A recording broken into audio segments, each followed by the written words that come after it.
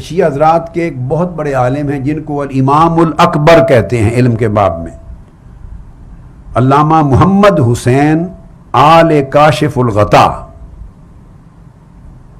ان کی کتاب ہے جنت المأوی، آل کاشف الغطا. اپنی کتاب جنت المأوی کے صفحہ 135 پر، یہ دار الازواج کی چھپی ہوئی ہے، اس کے اندر وہ لکھتے ہیں، تجزیہ کرتے ہیں اس پورے واقعے کا. اب کتاب سلیم بن قیس کی بات بھی ختم ہو گئی، اب ابان بن ابی عیاش کی بھی ختم ہو گئی، اب محض واقعہ روایت رہ گئی. سیدہ کائنات کے دروازے پر معاذ اللہ سیدنا فاروق اعظم کا حملہ کرنا، آگ لگانا، دروازہ توڑنا، آپ کو زد و کوب کرنا، شدید زخمی کرنا وغیرہ وغیرہ، جتنی لغویات اور مکذوبات بکی جاتی ہیں سیدنا فاروق اعظم کی شان اقدس میں، بلکہ یہ گستاخی کی جاتی ہے سیدہ کائنات کی شان میں اور مولا علی شیر خدا کی شان میں، جنہوں نے یہ سب کچھ گوارا کر لیا زندہ ہوتے ہوئے وہاں کھڑے ہوئے خود. اور بنو ہاشم اور صحابہ کرام جو ان کے ساتھ تھے، بقول اس واقعہ کے جھوٹے راویوں کے، ان سب کی غیرت نے یہ گوارا کر لیا کہ تنہا سیدہ کائنات کے ساتھ ہوتا رہا، ان میں کوئی زخمی نہیں ہوا. وہ بیان کرتے ہیں علامہ محمد حسین آل کاشف الغطا جنت المأوی میں، وہ کہتے ہیں کہ یہ جو قضیہ ہے ضرب الزہرا کا، اب سن لیجئے، کہ سیدہ فاطمہ الزہرا کو مارا جانا، پیٹا جانا اور ان کے گھر پر معاذ اللہ حملہ کیا جانا، اور ان کے معاذ اللہ ان کے چہرہ اقدس پر استغفر اللہ العظیم تماچے مارا جانا، یہ ہے واقعہ جو بیان کیا جاتا ہے رو رو کر، پیٹ پیٹ کر. وہ کہتے ہیں کہ کسی مسلمان کا وجدان اس واقعہ کو قبول ہی نہیں کر سکتا کہ ایسا ہوا ہوگا. اب یہ علامہ محمد حسین آل کاشف الغطا الشیعی جنت المأوی میں لکھ رہے ہیں، نہ مسلمان کا وجدان قبول کرتا ہے ایسے واقعہ کا ہونا، نہ عقل قبول کرتی ہے ایسے واقعہ کا ہونا، نہ شعور قبول کرتا ہے ایسے واقعہ کا ہونا. جملہ سنیے اس کے، اور اس کے بعد کہتا ہے پھر اس سے ہٹ کر حتیٰ کہ عرب جاہلیت کی جو کسٹم تھے، رواج تھے، ایک ثقافت تھی مکہ اور مدینہ کے لوگوں کی، دور جاہلیت کے وقت سے لے کر اسلام تک، وہ ان کے رسم و رواج بھی اس امر کو گوارا نہیں کرتے، اجازت نہیں دیتے کہ ایسا واقعہ کوئی مرد اس طرح کسی خاتون پر، اور خاتون بھی اس پائے کی عزت و حرمت والی، اس پر ہاتھ اٹھائے. یہ دور جاہلیت کے کافر بھی گوارا نہیں کرتے تھے. وہ کہتے ہیں کہ چاہے جائے کہ مسلمانوں کی طرف منسوب کیا جائے اور مولا علی شیر خدا کے ہوتے ہوئے منسوب کیا جائے. وہ کہتے ہیں جاہلیت کے دور کا کوئی مرد بھی اس طرح نہیں مارتا تھا، اور اگر مارتا تو اس کا عمل ساری اس کی نسلوں کے لیے باعث یار ہوتا تھا، منہ چھپاتے پھرتے تھے. کیا فاروق اعظم یہ عمل کر سکتے ہیں؟ کیا مولا علی شیر خدا کے ہوتے ہوئے یہ چیز گوارا ہو سکتی ہے؟ تو وہ کہتے ہیں کہ یہ سارا کا سارا واقعہ نہ عقل قبول کرتی ہے، نہ شعور قبول کرتا ہے، نہ وجدان قبول کرتا ہے، نہ سوسائٹی قبول کرتی ہے. یہ گھڑا گیا. اگر اس واقعے میں کوئی اس واقعے کا وجود ہوتا، سیدنا صدیق اکبر رضی اللہ تعالیٰ عنہ کی بیعت کرنے سے پہلے کا واقعہ بنا کے گھڑا گیا ہے نا، کہ مولا علی شیر خدا نے بھی بیعت نہیں کی تھی، لوگ ان کے گھر میں جمع ہوتے تھے، تو سیدنا فاروق اعظم صدیق اکبر کے کہنے پر پہنچ گئے اور معاذ اللہ یہ ہوا. بیعت کرنے کے بعد کا تو واقعہ ہو نہیں سکتا نا، بیعت سے پہلے کا واقعہ ہے. میں نے چونکہ کئی دن خطاب کیا ہے، کئی گھنٹے سیدنا مولا علی شیر خدا کی بیعت سیدنا صدیق اکبر کے دست اقدس پر بیعت خلافت، اور اس میں نے تمام روایات کو لیا ہے. دوسرے دن جو پہلی بیعت عام ہوئی ہے مسجد نبوی میں، اس دن کی بیعت کرنے کی تمام روایات بھی لی، 6 ماہ والی روایات بھی لی، 6 ماہ کے بعد اہل سنت کی کل روایات بھی لی، اہل تشیع کی روایات بھی لی، تمام کتب کی میں نے تفصیلات دے دی ہیں، تاریخ کی کتب سے بھی دے دی ہیں، بخاری مسلم سمیت کتب حدیث سے بھی دے دی ہیں، اور بے شمار شروع نہج البلاغہ اور شیعہ حضرات کی کتابوں سے دے دی ہیں، اور ائمہ اہل بیت کے اقوال سے بھی دے دی ہیں میں نے شہادتیں. ہر ایک جگہ مولا علی شیر خدا کا وہ بیان درج ہے بیعت سے پہلے. سیدنا صدیق اکبر جب آپ کے گھر تشریف لے گئے، ایک مذاکرہ وہاں ہوا ہے، صدیق اکبر خود گئے آپ کے بلا بھیجنے پر. وہاں سیدنا علی شیر خدا نے اپنا شکوہ معمولی سا بیان کیا، وہ جس کا میں تذکرہ کر چکا ہوں کہ ہم سے مشورہ نہیں کیا گیا، جلدی ہوئی، ہم سوچتے تھے کہ ہمارا بھی حق ہے. سیدنا صدیق اکبر نے قسم کھا کے پوری سچویشن کی وضاحت کر دی اور کہا کہ رہ گئی آپ کی قرابت، خدا کی قسم رسول کی قرابت کو اپنی قرابت سے میں مقدم جانتا ہوں. پھر آپ نے مسجد نبوی میں آ کے خطبہ دیا ہے مولا علی شیر خدا نے، اور قسم کھا کے کہا ہے کہ ہمارا شکوہ تھوڑی دیر کا صرف اس لیے تھا کہ ہمیں اس پہلے دن مشاورت میں ہم شریک نہیں ہو سکے، نہیں کیا گیا، ورنہ واللہ اللہ کی قسم خلافت کا حقدار میں پوری امت میں ابو بکر سے زیادہ کسی کو نہیں جانتا تھا. اس لیے کہ یہی یار غار مصطفیٰ ہیں، یہی مولا علی شیر خدا کے لفظ ہیں. سنی شیعہ سب کتابوں کے حوالے دے چکا ہوں. یہی ثانی حسنین ہیں، اور عمر میں بھی بڑے ہیں، بزرگی اور شرف میں بھی بڑے ہیں. اور پھر ان کو میں مقدم کیسے نہ سمجھوں کہ تاجدار کائنات نے اپنی ظاہری حیات میں خود ان کو نماز کے لیے ہمارا امام بنا کر مقدم کر دیا تھا. جب حضور نماز دین کا سب سے بڑا امر ہے، جب دین کے امر میں ہم نے ان کو امام مان لیا تو دنیا کے امر میں ہم ان کو کیوں نہ مانیں؟ یہ اعلان کر کے مجمع عام میں بیعت کر لی، ہنسی خوشی. تو سوال یہ ہے کہ تمام کتب میں یہ بات بڑی اہم کہہ رہا ہوں، جتنی کتب میں مولا علی شیر خدا کا مذاکرہ درج ہے سیدنا ابو بکر صدیق کے ساتھ، خواہ اپنے گھر میں اور خواہ بعد میں مسجد نبوی میں بیعت سے پہلے، اگر اتنا بڑا ظلم ہو چکا ہوتا، گھر جلا دیا جانا، سیدہ کائنات کو زخمی کر دیا جانا، ایک شہزادے کا اسقاط ہو جانا، ان کے چہرے پاک پر معاذ اللہ تھپڑ مارنا، کوئی کافر بھی جرأت نہیں کر سکتا یہ کام کرنے کی. تو صرف دو سوال ہیں، اگر سیدہ کائنات پر اتنا بڑا حملہ ہو رہا ہو تو کیا غیرت علی مرتضی گوارا کرتی ہے بیٹھ کے گھر میں تماشا دیکھتے رہیں؟ اس پورے واقعہ میں مولا علی شیر خدا کہاں گئے؟ شہادتیں ہو جاتی، سیدہ کائنات پر ہاتھ اگر اٹھ جائے خدا کی قسم ہزاروں گردنیں کٹ جاتی، خون بہ جاتے، صحابہ کرام تابعین بنو ہاشم بچہ بچہ کٹ مرتا حرمت سیدہ کائنات پر. کس کی جرت تھی جو ان کے اوپر تھپڑ مارے، جو حملہ کرے، ان کا گھر جلا کے معاذ اللہ ان کو شہید کرنے کے قابل کر دے، زخمی کر دے؟ ایک تو اس سوال کا جواب کوئی غیرت مند فطرت نہیں دیکھ سکتی کہ کیسے مدینہ کی سرزمین پر اہل بیت نے، بنو ہاشم نے، بنو عباس نے، آل ابی طالب نے، بنو مطلب نے اور ان کے جو شیعان علی کو صحابہ کرام سب نے یہ کیسے گوارا کر لیا. اور دوسری بات بڑی اہم کہ جب بیعت کی ہے مولا علی شیر خدا نے، خواہ گھر میں مذاکرہ ہوا سیدنا صدیق اکبر سے اور خواہ مسجد نبوی میں مذاکرہ ہوا بیعت سے قبل دو، اور خواہ تیسرا مذاکرہ جب سیدنا صدیق اکبر حضرت سیدہ کائنات کو راضی کرنے کے لیے گھر گئے ہیں، جس کا ذکر پچھلی نشست میں نے حوالوں سے کیا تھا، محض اس خیال کے پیش نظر کہ کہیں ممکن ہے ان کی طبیعت میں پھر بھی کوئی ملال نہ ہو، ثقل نہ ہو، بوجھ نہ ہو، اور وہاں جا کے جو قسم کھائی ہے کہ اے بنت رسول، اللہ کی عزت کی قسم میں نے کوئی عمل حضور کی سنت اور اسوہ کے خلاف نہیں کیا. آپ اگر ناراض بھی ہیں یا کوئی ملال بھی ہے تو قسم کھا کے کہا کہ خدا کی قسم میں تو وہ ابو بکر ہوں کہ میں نے مال چھوڑا تھا، گھر بار چھوڑا تھا، وطن چھوڑا تھا، اولاد چھوڑی تھی اور اپنے اہل و عیال اعزاء اقارب چھوڑے تھے. یہ سب کچھ کس لیے چھوڑا تھا؟ لکھا تھا ابتغاء مرضات اللہ و مرضات رسول اللہ و مرضاتکم یا اہل البیت. میں نے خدا کی قسم سب کچھ چھوڑا تھا اللہ کی رضا کے لیے، مصطفیٰ کی رضا کے لیے، اے سیدہ فاطمہ الزہرا آپ کی رضا کے لیے، یعنی اہل بیت کی رضا کے لیے. جب یہ مذاکرات ہو رہے تھے اور سیدہ کائنات ان تینوں مقامات پر، میں جو بات کہنا چاہتا ہوں، مولا علی شیر خدا کی گفتگو مسجد نبوی میں بیعت عام سے پہلے، یا مولا علی شیر خدا کی گفتگو اور شکوہ اپنے گھر میں جب صدیق اکبر آئے ہیں رضی اللہ تعالیٰ عنہ، یا سیدہ کائنات کی علالت کے وقت جب صدیق اکبر گئے ہیں تو اس وقت مذاکرہ ہوا ہے. یہ کتب شیعہ میں بھی ہے، سب کتابوں میں ہے.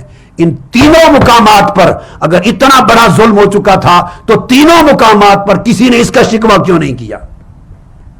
ارے فدق کا نہ ملنا تو چھوٹی بات رہ گئی، اس کا بیان ہو چکا کہ فدق کی حقیقت میں نے کل سمجھا دی، اس پہ راضی تھیں، وہ ہو چکا.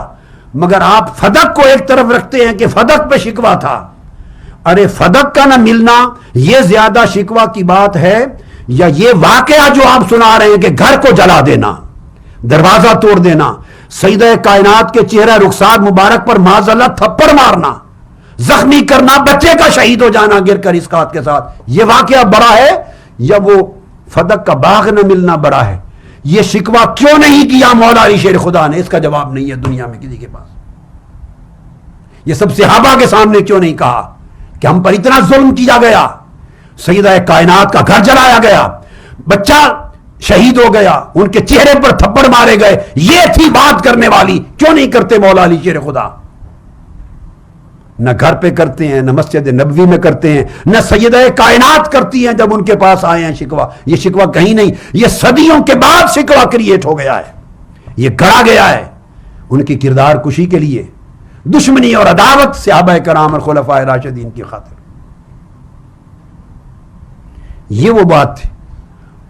اور پھر یہ ساری تفصیلات بخاری میں، مسلم میں، ابو داؤد میں، ترمذی میں، نسائی میں، طبقات ابن سعد میں، بہقی میں، طبرانی میں، مسند احمد بن حنبل میں، ہماری سینکڑوں کتابوں میں آئی ہیں جو حدیث کی کتابیں ہیں. حدیث کی کتابیں ہیں، ان میں یہ سارے مذاکرات تذکرے ہیں. ان مذاکرات میں بھی کہیں بھی اس کا تذکرہ نہیں آیا، اور شیعہ کتب کے مذاکرات میں بھی یہ تذکرہ نہیں آیا. اتنا بڑا واقعہ ہو جائے تو یہ نظر انداز کیسے ہو سکتا ہے؟ اب میں شیعہ حضرات کی کتاب کوٹ کر رہا ہوں، روضۃ الواعظین، معروف کتاب ہے روضۃ الواعظین فتال نیشاپوری کی. زین المحدثین کہتے ہیں، محمد بن الفتال النیشاپوری الشہید. ان کی وفات ہوئی ہے 508 ہجری میں، 508 ہجری. اتنے قدیم زمانے کے یہ شیعہ عالم ہیں. اب ان کی کتاب ایران کی چھپی ہوئی ہے، قم، کوئی جدید دور کی بھی نہیں ہے، 1000 سال 900 سال پرانی کتاب. محقق بہت بڑے، اور اس کو زین المحدثین کا ٹائٹل ہے شیعہ حضرات میں ان کا. 5ویں اور 6ٹھی 2 صدیاں پائی ہیں انہوں نے. جب 508 میں وفات ہوئی تو 400 اور کچھ میں ان کی ولادت ہے. تو یہ منشورات امام رضا سے ہے، قم ایران کی چھپی ہوئی کتاب. اس کی جلد اول یاد رکھ لیجئے، جلد اول صفحہ 150، فی ذکر وفات فاطمہ علیہ السلام. سیدہ کائنات حضرت فاطمہ الزہرا کی وفات کا ذکر، یہ باب ہے زین المحدثین ابن فتال نیشاپوری کی، روضۃ الواعظین. اب 150 صفحے پر سیدہ کائنات کی پورے وصال کا، آپ کی علالت سے لے کے آپ کے وصال کا پورا ذکر، اور آپ کے وصال کا، پھر آپ کے جنازے کا، آپ کی تدفین کا، علالت سے آغاز کر کے تدفین تک، قبر مبارک تک کا پورا بیان کیا ہے. مکمل باب ہے، اور پورا بیان شیعہ عقیدے کے مطابق کیا ہے، اہل سنت کے عقیدے کے مطابق نہیں. ایگزیکٹلی جو تصویر شیعہ حضرات کے ہاں کھینچی جاتی ہے وہ شیعہ عقیدے کے مطابق ہے. مجھے اب ان جزیات کے بیان کرنے کی بھی ضرورت نہیں، پورا واقعہ شیعہ عقیدہ کے مطابق کیا ہے بیان. مگر جو خاص نقطہ آج کے موضوع سے ریلیٹڈ ہے وہ یہ، سارا بیان علالت سے لے کے تدفین تک کیا ہے. مگر اس واقعہ کا، یہ تو سارا واقعہ تو لب لباب ہے اس کا، کہ بیمار کیوں ہوئی معاذ اللہ. وہ اتنا ظلم تہمت لگائی جاتی ہے کہ سیدنا فاروق اعظم کے ظلم اور جبر سے اور مار پیٹ سے بیمار ہوئی، اور بچہ محسن نامی شہید ہو گیا، گر کر اسقاط ہوا، اس سے بیمار ہوئی، پھر سنبھل نہیں سکی اور اسی سے شہادت ہو گئی. قصہ تو یہ بنا دیا گیا ہے، ظلم کی انتہا ہے. انہوں نے سارا باب اسی پر قائم کیا ہے. اس واقعے کا ذکر تو دور کی بات ہے، اس کا نام و نشان اور اشارہ تک بھی نہیں کیا زین المحدثین فتال نیشاپوری نے. اب آپ دیکھیے، یہ شیعہ حضرات کی 4تھی اور 5ویں صدی ہجری میں یہ عقیدے میں، یہ ان کے محدث تھے. انہوں نے پوری وفات کے اسباب بیان کیے ہیں، مگر اس واقعے کا کوئی اشارہ موجود نہیں، دور دراز تک ذکر نہیں ہے کوئی. وہ آقا علیہ السلام کے وصال کے غم کو ہی ان کی وفات کا سبب بناتے ہیں. کہ آقا کے وصال کے بعد سیدہ کائنات سنبھل نہیں سکی بس، اور پھر اٹھتے بیٹھتے غم میں رہتی اور سنبھل نہیں سکیں. پھر وہ مختلف حالات 40 راتیں اس تکلیف میں مرض شدید میں رہیں. پھر وہ نماز کا تذکرہ کرنا، پھر حسن اور حسین کو دیکھنا اور رونا، علی شیر خدا کی وصیتیں کرنا. الغرض پورا بیان وصال کے بعد وفات، جنازے اور تدفین تک کیا ہے. اب یہ میں نے حوالہ آپ کے سامنے رکھ دیا. اس واقعے کا زین المحدثین محمد بن الفتال نیشا پوری شہید 508 ہجری، انہوں نے کوئی اشارہ تک نہیں کیا. اس واقعے کا کوئی وجود ہوتا تو کم سے کم اس بیان وفات اور بیان مرض اس میں بیان کرتے. یہ واقعہ بعد کے زمانے میں گھڑا گیا تبرہ کے لیے، خلفائے راشدین کو بدنام کرنے کے لیے اور ایک نظام بنانے کے لیے کہ اہل بیت اطہار کے خلاف ظلم ہوئے، مظالم ہوئے، اور صحابہ کرام کو بدنام کر کے پوری امت اور دین کو بالکل کاٹ کے ایک طرف رکھ دینے کے لیے یہ قصے گھڑے گئے. جھوٹے کاذب راویوں نے اباطیل اور موضوعات کو وضع کیا اور سندیں بنا کر جن کی حقیقت میں نے کھول کے رکھ دی وہ ان کی طرف منسوب کر دی. اتنی بڑی بڑی کتابیں ان کی وفات اور ان کی مرض کے تذکرے میں اس واقعے کا ذکر نہیں کرتی. سارا مضمون اپنے عقیدے کے مطابق لکھتے ہیں، اس واقعے کا کہیں وجود نہیں ہے. اب آخری حوالہ اس باب میں جو دے رہا ہوں وہ نامور شیعہ محدث اور محقق شارح نہج البلاغہ علامہ ابن حدید شرح نہج البلاغہ میں لکھتے ہیں، جو 20 جلدوں کی شرح نہج البلاغہ ہے. اب اس میں بیان کرتے ہیں، حوالہ سن لیجئے، شرح نہج البلاغہ از علامہ ابن حدید، جلد 4، چوتھی جلد ہے اور اس کا 20واں جز 20 صفحہ 462، مطبوعہ بیروت. یہ ریفرنس آپ نے نوٹ کر لیا. اس میں علامہ ابن حدید جو شارح نہج البلاغہ وہ بیان کرتے ہیں وَأَمَّا مَا ذَكَرَهُ مِنَ الْهُجُومِ عَلَى دَارِ فاطمہ وَجَمْعِ الْحُطَبِ لِتَحْرِيقِهَا. وہ کہتے ہیں کہ رہ گیا یہ ذکر، یہ واقعہ کہ جو حضرت فاطمہ الزہرا کے گھر پر حملہ کرنے کا واقعہ بیان کیا جاتا ہے اور لکڑیاں جمع کر کے وہاں جا کے اس کو جلانے کا قصہ بیان کیا جاتا ہے. وہ کہتے ہیں فَهُوَ خَبْرٌ وَاحِدٌ، یہ خبر واحد ہے، اور غیر موثوق بہی، یہ غیر سیکھا اور ناقابل اعتبار واقعہ، ناقابل اعتماد روایت. علامہ ابن حدید نے شارح نہج البلاغہ نے قصہ ختم کر دیا. خبر واحد بھی ہے اور وہ بھی غیر سیکھا ہے، ناقابل اعتماد ہے. ولا معول علیہ، اور کہتے ہیں کہ نہ صرف یہ کہ خبر واحد ہے، نہ صرف یہ کہ غیر موثوق ہے، سکہ نہیں ہے، ناقابل اعتماد ہے، بلکہ وہ بیان کرتے ہیں کہ یہ اس قابل بھی نہیں کہ اس پر اعتماد کیا جائے اور اس پر توجہ کی جائے. فی حق الصحابہ، اب آگے دیکھیں، صحابہ کرام کے حق میں ایسے واقعے کی توقع کرنا، کہتے ہیں یہ قابل اعتماد بات نہیں ہے، قابل توجہ بات نہیں ہے. صحابہ کرام تو درکنار، وہ کہتے ہیں ولا فی حق احد المسلمین ممن ظہرت عدالتہ، عام کسی مسلمان سے بھی یہ توقع نہیں کر سکتے جس کے اندر کچھ تھوڑی سی عدالت ہو کہ وہ سیدہ کائنات کے ساتھ ایسا ظلم کرے گی، چہ جائے کہ صحابہ کرام کی نسبت یہ خیال کرنا. اب علامہ ابن حدید نے یہ کہہ کر اس پورے واقعے کو رد کر دیا ہے. اب یہ دیکھیے اس کے بعد کیا بچ جاتا ہے. شیخ صدوق اس واقعے کو رد کر چکے، آپ کی سیدہ کائنات کی وفات کے 6 صفحات کے تذکرے میں علالت سے لے کر وفات تک اس کو بیان نہیں کرتے، مذاکرے میں بیان نہیں کرتے. اور شیخ ان کے جو محمد بن الفتال نیشا پوری روضۃ الواعظین میں بیان نہیں کرتے. اس طرح اور بے شمار کتب بیان نہیں کرتے. اور علامہ ابن حدید جو ہیں شارح نہج البلاغہ، وہ اس واقعے کو اس سرے سے ناقابل اعتبار سمجھتے ہیں کہ یہ واقعہ قابل اعتبار ہی نہیں اور سیکھا ہی نہیں ہے اور خبر واحد ہے اور کسی عام مسلمان، عادل مسلمان سے توقع نہیں ہو سکتی. وہ کہتے ہیں چہ جائے کہ صحابہ کرام کے بارے میں توقع کریں، اس طرف توجہ ہی نہ کی جائے اس واقعے کی طرف. یہ ابن حدید کی بات. تو یہ ساری حقیقت ہو گئی اس قصے کی جو کھل کے ختم ہو گئی. اب اگلی نشست جو آخری ہے سلسلہ وار گفتگو کی، اس میں انشاءاللہ ہم دو چیزیں لیں گے، ایک صحابہ کرام اور اہل بیت اطہار کے تعلقات کیا تھے۔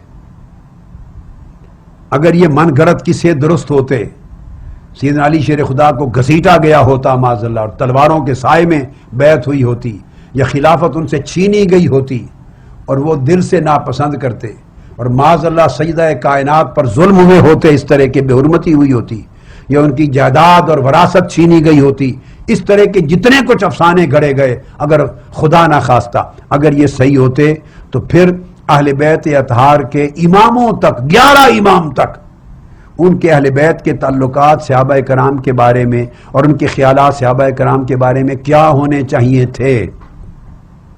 اگر یہ واقعات صحیح تھے تو ائمہ اطہار اہل بیت کا عقیدہ، خیال، تصور ان کے بارے میں کیسا ہونا چاہیے تھا، ایک سوال ہے۔ اور کتابوں سے پوچھیں گے، کل شیعہ کتب سے، کہ حقیقت میں ائمہ اطہار اہل بیت کے تعلقات و خیالات کیا تھے صحابہ کرام اور خلفائے راشدین کے بارے میں، تاکہ سننے والے فیصلہ کر سکیں۔ اس کو لیں گے، اور کچھ ایک خطبہ شکیہ ہے نہج البلاغہ میں، جس کو پوری بنیاد بنایا گیا ہے خلافت علی کے غصب کرنے کی، کچھ اس کی حقیقت پہ روشنی ڈالوں گا، اور ایک خطبہ فدق گھڑا گیا ہے سیدہ کائنات فاطمہ الزہرا کے نام سے، کہ جو جب فدق لینے کے لیے گئیں تو صدیق اکبر کے سامنے ایک طویل خطبہ آپ نے ارشاد فرمایا۔ تو اس قسم کے 3 چیزیں ہیں۔ اب دعا کریں کہ تینوں موضوع ایک نشست میں مکمل ہو جائیں اختصار سے۔ اگلی نشست میں ملتے ہیں دوبارہ۔ وما علینا الا